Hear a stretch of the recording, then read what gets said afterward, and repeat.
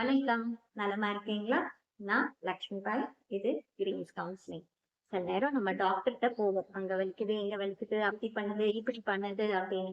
அவரும் டெஸ்ட் எல்லாம் எழுதி கொடுத்துட்டு எல்லாம் நார்மலா இருக்கே அப்படின்னு சொல்லுவார். நம்மளே யோசிப்போம். ஏன் எனக்கு இந்த வலி எல்லாம் தெரியுதே, உண்மைதானே, அப்புறம் எல்லாம் நார்மல்னு சொல்றாரு அப்படின்னு. மனசு சரியா இருந்ததா?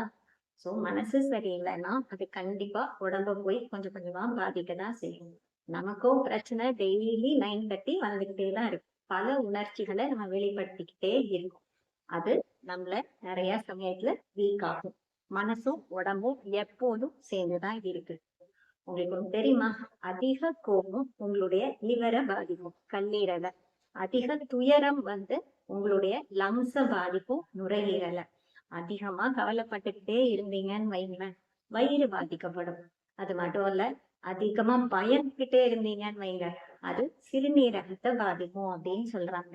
கடைசியா ரெஸ்டே எடுக்காம நான் வேலை பார்த்துட்டே இருக்கேன், வழி பண்ணிட்டே இருக்கேன்னு அதிகமா ஸ்ட்ரெஸ் எடுத்துக்கிட்டீங்க அப்படின்னா, மன அழுத்தம் எடுத்துக்கிட்டீங்கன்னா இதயத்தையும் மூளையையும் பாதிக்கும் அப்படின்னு சொல்றாங்க.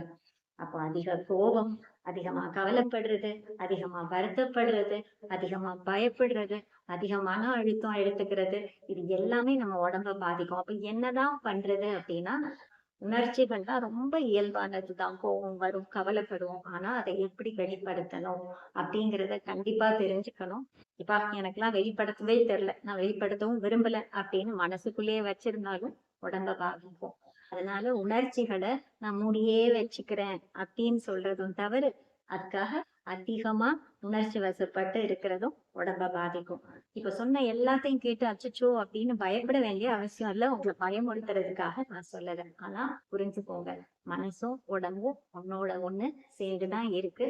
மனசு சரியில்லை அப்படின்னா உடம்பத்தான் பாதிக்கும். சோ உங்களுடைய உணர்ச்சிகள் என்னவாக இருந்தாலும் அதை எப்படி வெளிப்படுத்தணும், நாங்க எப்படி அமைதியா இருக்கணும், உறவுகளோட எல்லாம் எப்படி ஒற்றுமையா இருக்கணும் அப்படிங்கிற விஷயம்லாம் தெரிஞ்சுக்கோங்க.